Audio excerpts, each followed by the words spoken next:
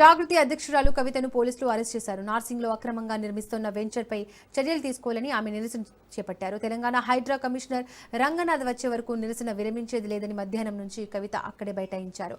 చీకటి కావడంతో వెంచర్ నిర్వాహకులు కావాలని లైట్లు ఆఫ్ చేశారని, గేట్లు తీసుకుని లోపలికి వెళ్లేందుకు ప్రయత్నించారు జాగృతి కార్యకర్తలు. దీంతో పోలీసులకు జాగృతి కార్యకర్తలకు మధ్య తోపులాట జరిగింది. నిరసన చేస్తున్న జాగృతి అధ్యక్షురాలు కవితను పోలీసులు అరెస్ట్ చేసి నార్సింగి పోలీస్ స్టేషన్కు తరలించారు.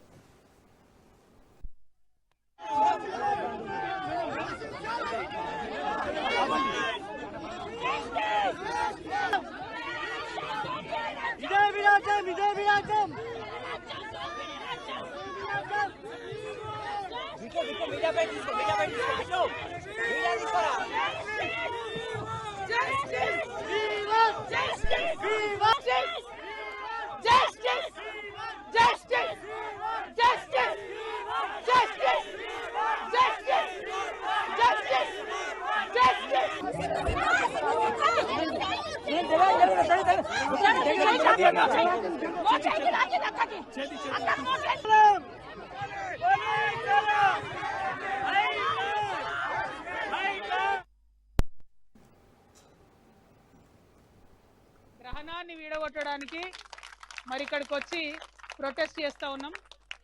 ఎందుకంటే మనం జనం బాటలో భాగంగా అనేక కంప్లైంట్లు ఇచ్చున్నాం హైడ్రాకి, పెద్దవాళ్ళ మీద. కుత్బులాపూర్లో పోయి పేదవాళ్ళ ఇండ్లు గులగొట్టిరు. నిన్నటికి నిన్న ఖమ్మంలో వెలుగుమట్లలో పోయి పేదవాళ్ళ ఇండ్లు గులగొట్టిరు. మూసీ నది చుట్టుపక్కల కూడా పేదవాళ్ళ ఇండ్లు గులగొట్టిరు.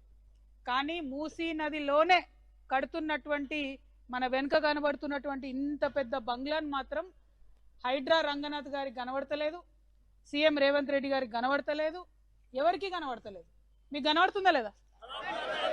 గ్రహణంతోనేమన్నా కళ్ళు కనబడుకునేమన్నా కనబడుతుంది కదా మనందరికీ. మరి ఎందుకు హైడ్రా కనబడతలేదు? ఇది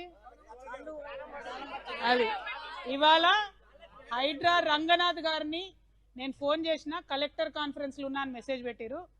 నేను మా జాగృతి నాయకులను అడుగుతున్నా, రంగనాథ్ గారు బుల్డోజర్ తీసుకొచ్చే వరకు మనం ఇడు ఉందామా? పక్క ముచ్చట్నా? మళ్ళా మాట తప్పుతారా? అంతేనా? సో అప్పుడు ఎప్పుడు కమిషనర్ గారు కాల్ చేసినా కూడా అప్పుడు బుల్డోజర్ తీసుకొని రమ్మని చెప్తాం. ఇక్కడనే ఉంటాం బుల్డోజర్ తీసుకొని వచ్చేంత వరకు.